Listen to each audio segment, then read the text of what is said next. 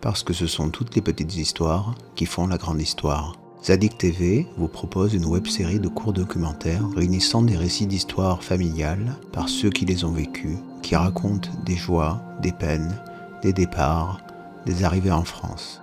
Pour se plonger dans la vie d'avant, celle du XXe siècle, pour percevoir peut-être plus finement notre époque. Mon père s'appelait Moïse, il est né également à Sousse, et comment dirais-je, il avait un petit atelier de réparation de radiateurs à Sousse, en Tunisie.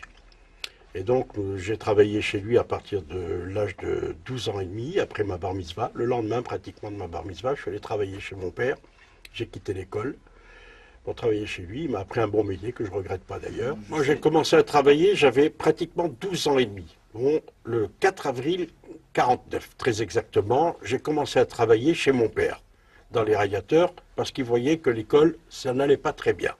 Comme il avait besoin d'ouvriers, il s'est dit, bon, autant prendre mon fils. Il m'a essayé un peu partout. Il m'a essayé comme plombier chez un plombier, Boucris, ça marchait pas. Il m'a essayé chez le tailleur, Zanaïs et Boulon tailleur, ça marchait pas.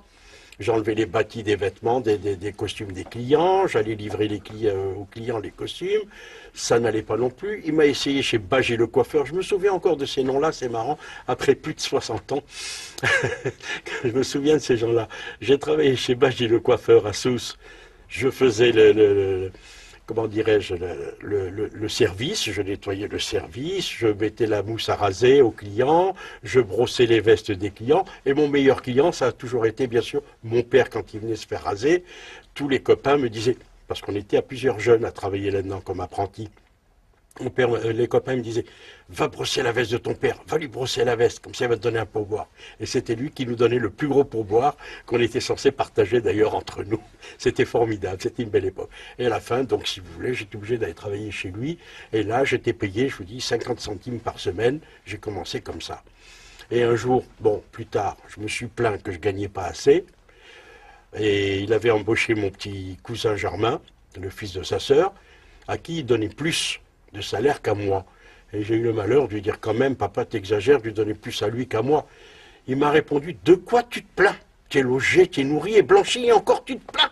Si t'es pas content, je ne saute plus rien et tu travailleras. Je me souviendrai de cette anecdote. Effectivement, il avait raison, tout compte fait, il avait raison, alors que le cousin lui avait plus de besoin que moi.